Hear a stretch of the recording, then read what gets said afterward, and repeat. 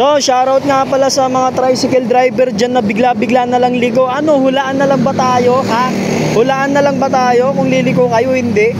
Grabe kayo, muntik-muntikan na naman tayo mga tol. Ano ba yan?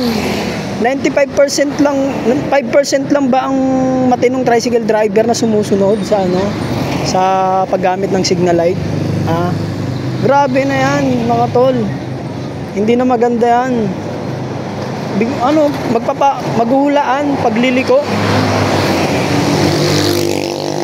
Mahirap naman yun, di ba? Kung hulaan mo kung liliko, hindi, tatabi yung ano. Pag may nakitang passenger, o liliko ka agad sa gilid.